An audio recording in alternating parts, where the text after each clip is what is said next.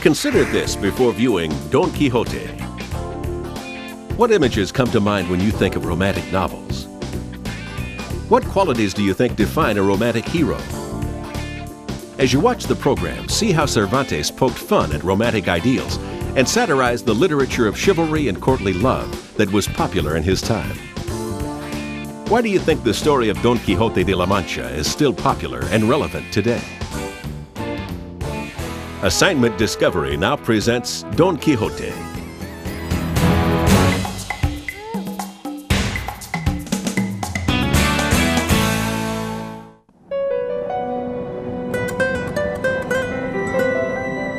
Throughout history, there have been people who have challenged reality and dared to imagine the world as it could be.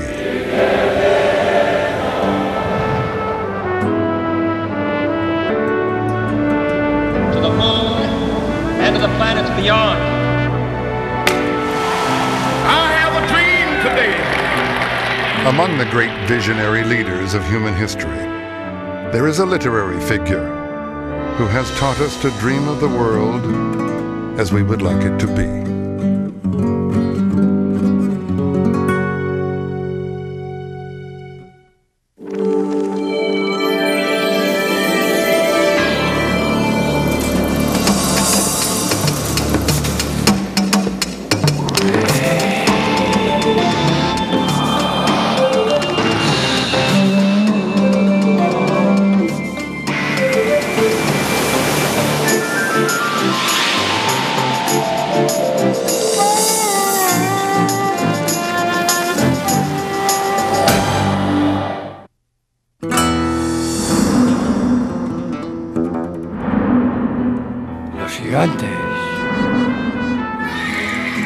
It is one of the most enduring, yet ridiculous, images in all of literature. A madman tilting at windmills. Even if you haven't read his tale, you probably recognize him. He is Don Quixote de la Mancha, an impractical and reckless idealist bent on righting all the wrongs in his world. On his sallies through the landscape of La Mancha, Don Quixote encounters hundreds of characters who laugh at his innocence, mock his idealism, and attempt to cure his madness. In places, Don Quixote seems nothing more than slapstick comedy. It's been called one of the funniest books ever written. But it is from the story's more profound themes of imagination and idealism that Don Quixote emerges a character worthy of 400 years of tribute. Don Quixote is a man who lives solely on the power of his dreams, on the power of his imagination. He is capable of seeing a giant where there is only a windmill. He is capable of seeing an army where there is only a flock of sheep.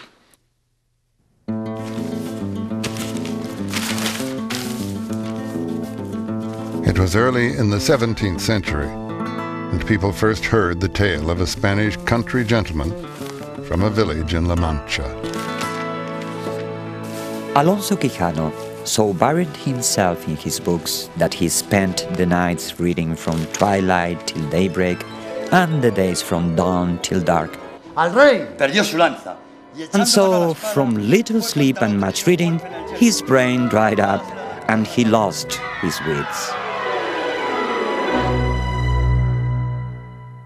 The books that drove this poor man crazy were romantic tales of courage and courtly love, stories like the legend of King Arthur. It is really in the same type of fictional world as the novels in the grocery store, the Harlequin romances. These are novels about people who are superior to us and live in a world that's superior to ours and whose fortunes are worked out in heroic conflicts and resistance and perseverance and all of that. No longer able to identify reality, Alonso Quijano steps into his literary world and becomes a knight-errant, just like those from his books of chivalry. Outfitted in an ancestor's armor, the old man discards his identity and declares himself Don Quixote de la Mancha. We have come to describe this type of vaulting ambition as quixotic, full of lofty yet seemingly impractical ideals. It's very much like some really bad movies you've seen in your own lifetime here. You know, somebody thinks he's Superman and he gets a uniform and he becomes a kind of secret hero and does all kinds of absurd things until at the end of the story it's realized that he's Charlie Jones from around the corner. People swept away by romances. That's what Cervantes was trying to tell people. Wanting to get every detail of his knighthood right, Don Quixote decides he must have a lady.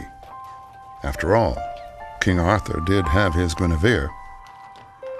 Because he has no real love, our knight invents Dulcinea, a princess worthy of his bravery. It is to Dulcinea that he dedicates his quest. As our brand new adventurer jogged along, he kept talking to himself, saying, "Oh, Princess Dulcinea, remember this your loyally dutiful heart, which has suffered so much for your love." And being thus totally preoccupied, he rose so slowly that the sun might have melted his brains, if he had any.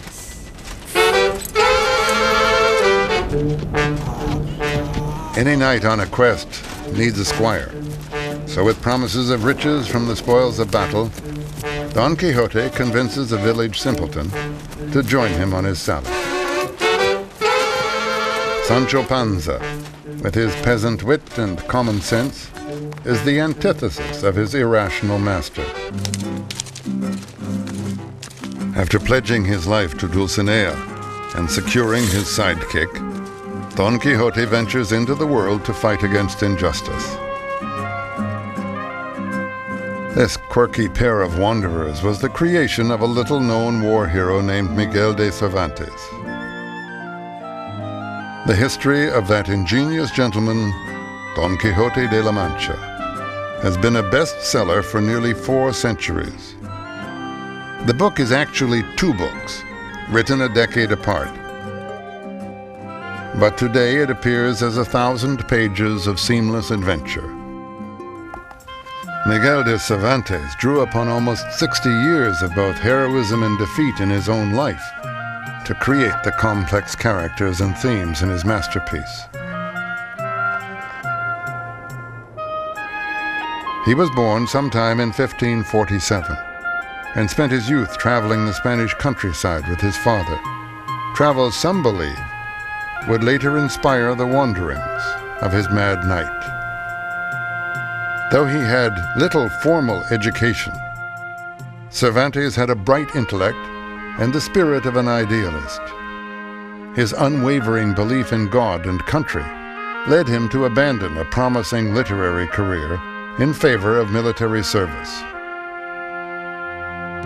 In 1571, Cervantes joined 28,000 other Christian soldiers who sailed south to defend their faith against the growing threat of the Turkish Muslims.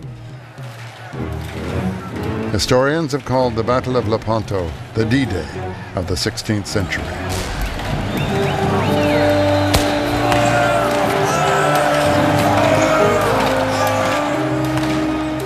Though stricken with fever, Cervantes rallied on deck and led a charge onto a Turkish galley. The Christians emerged triumphant, and Cervantes a hero. Though victorious in spirit, Cervantes suffered 2 gunshot wounds to the chest and a maimed left hand. On his return voyage to Spain, Cervantes' ship was attacked by pirates, and he was taken to Algeria and held for ransom. After 5.5 years in slavery, Cervantes' family finally gathered the money to pay his ransom. Miguel headed home. Longing to resume the literary career he had abandoned to serve his country, Cervantes appealed to the king for help.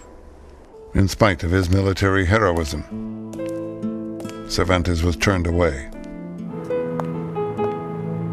Poor and crippled, Cervantes took a menial job as a tax collector. But with a mind more suited to fantasy than finance, he was soon arrested for irregularities in his bookkeeping.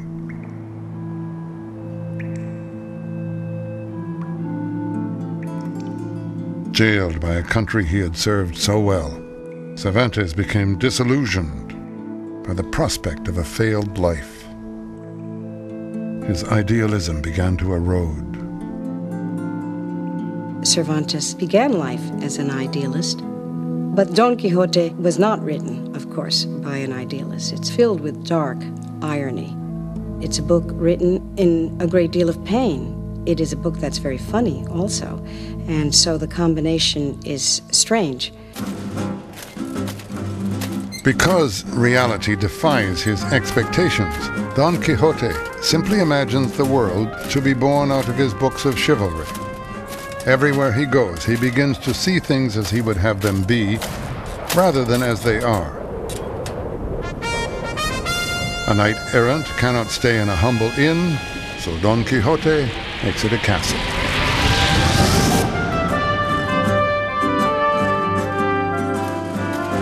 Psychiatrists would call Don Quixote's altering of reality his coping mechanism. Don Quixote is a heroic figure to many because he uses his imagination to see the world as he would like it to be, as he needs it to be. Out of all of Don Quixote's peculiar adventures, there remains one episode which has captured our imaginations more than any other.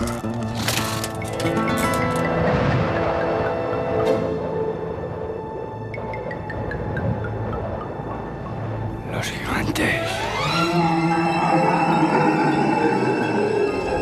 Sancho, he ahí los gigantes. Look there, Sancho Panza, and see those wild giants, with whom I intend to do battle and to kill each and all of them.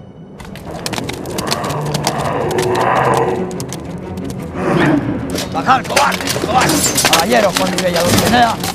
Viles cobardes.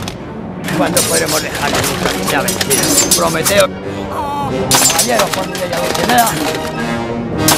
Por mi bella Dulcinea. Viles cobardes. Este caballero que se acomete. Bajad, cobardes. Caballeros con mi bella Dulcinea. Viles cobardes.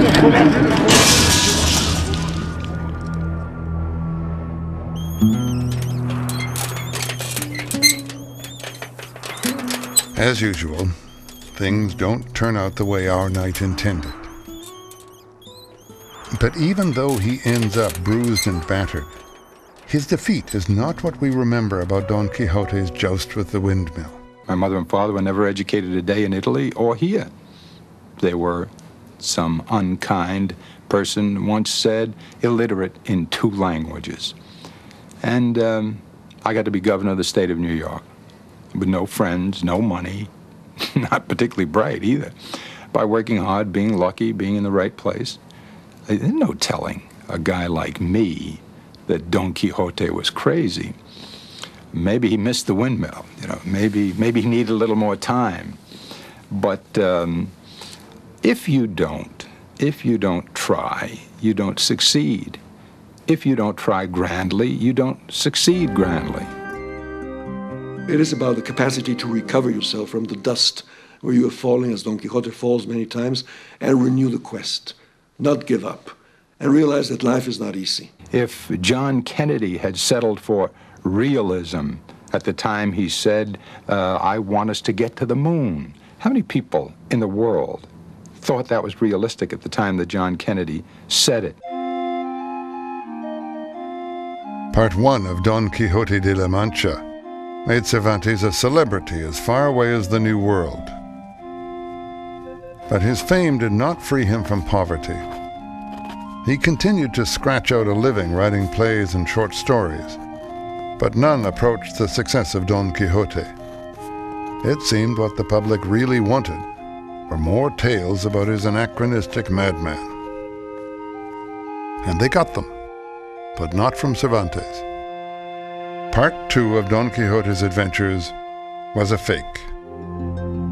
Cervantes had been slowly working on his new adventures, but the forgery forced him to accelerate his pace. Almost a decade after the original, Cervantes published his Part 2, just 3 months after the irreverent fake. Oh, Lord. Distinguished, or even plebeian reader, how you must be eagerly awaiting this prologue, expecting me to take revenge on, laugh at, and spit in the face of whoever wrote that second Don Quixote.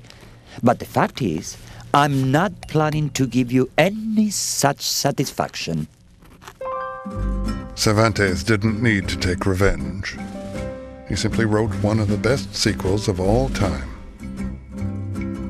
Part 2 is still funny, but Cervantes has more than physical bumps and bruises in store for his mad knight.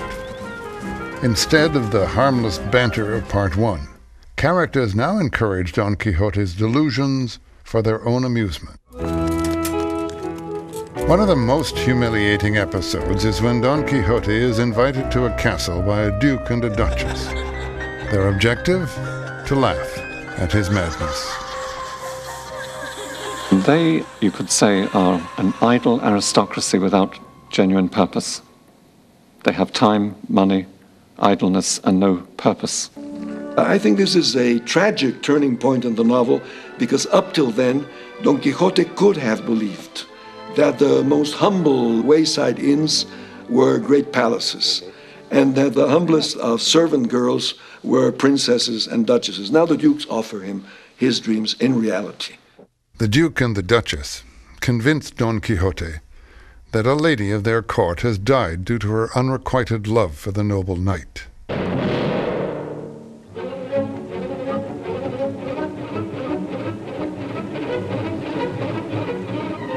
И в самом деле вообразили, что я умерла из-за вас, дом старый пень.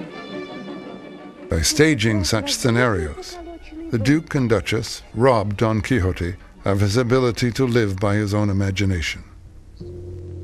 This is the moment when Don Quixote begins his decline. This is the saddest book ever written, Dostoevsky said, because it is the story of a disillusionment. The tremendous thing about the dukes is that they destroy uncertainty. They establish reality once more, and it is an ugly reality. It is a reality made of meanness, hypocrisy, the cult of appearances, degradation of others, hatred for those who are not like you, ridicule for those who are different. Soon after leaving the Duke's castle, Don Quixote encounters a character determined to destroy his illusions.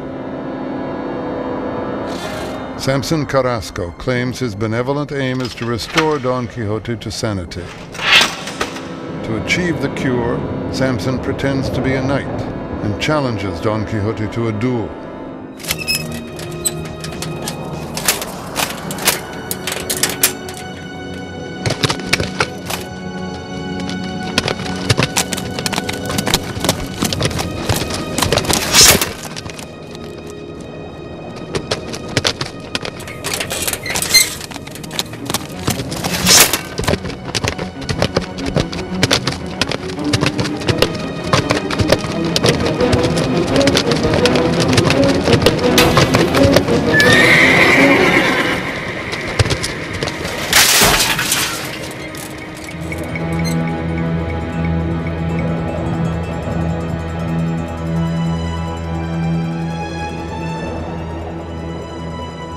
As the victor, the Knight of the White Moon demands that Don Quixote renounce Dulcinea as the most beautiful woman in the world. Don Quixote says, will then thrust the lance home, kill me, because I will never renounce her. So he is literally prepared to die for this non-existent woman. He's being asked to give up the very core of himself, and that he is not prepared to do. He would rather die physically than forswear that most precious part of himself.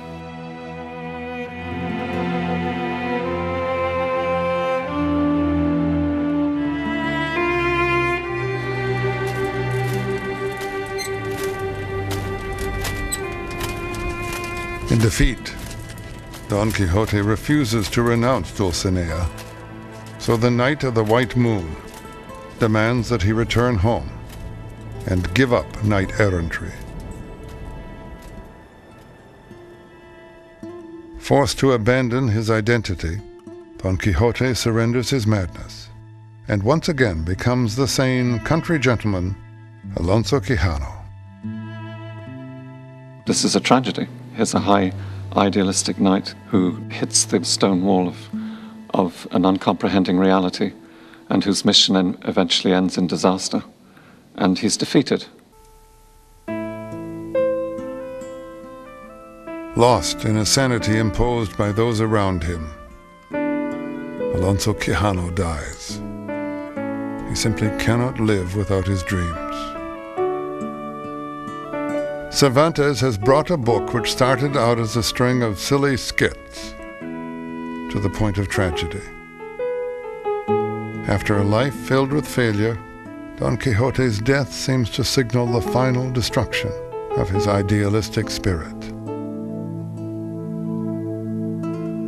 There is Don Quixote who goes back home and says, I am Alonso Quijano. I'm a poor hidalgo, a poor squire, I'm nothing more. But there's the other Don Quixote who goes forever living in the book, who will go forever battling windmills and attacking flocks of sheep. We'll never know if Cervantes intended his Don to become such an inspirational figure. What we do know is that Cervantes, though he struggled with disillusionment in his later years, eventually returned to the idealism of his youth.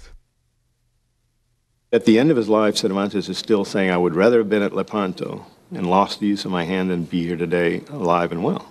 I wouldn't have missed it for anything.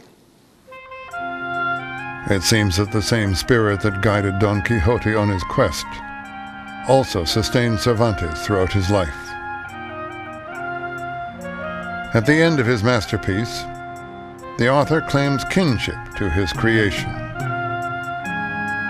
Don Quixote was born only for me, as I for him. He knew how to act, and I how to write. Only we two are a unity. Less than a year after finishing the tale of his mad knight, Miguel de Cervantes died as he had lived, well thought of, but not well cared for. He was famous throughout Europe, but his family still could not afford a headstone to mark his grave.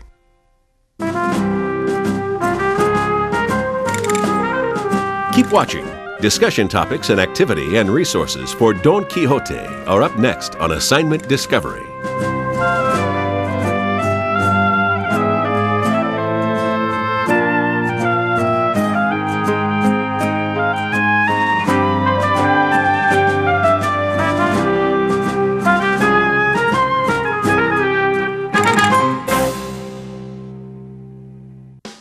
Now that you've seen Don Quixote, talk about this. Debate whether the character of Don Quixote is a tireless idealist or a mad fool. Why does he incite anger and ridicule in many of the characters he meets along his journey? Was he a happier man before he became Don Quixote de la Mancha? Explain your answer. Now try this. We never meet Don Quixote's love, Dulcinea. Write a scene in which Don Quixote finally returns to his Dulcinea. Will they live happily ever after? Be creative with your descriptions. Log on to discoveryschool.com for curriculum materials and resources to support Don Quixote. To learn more, Assignment Discovery suggests Spain in the Age of Exploration by Heather Miller.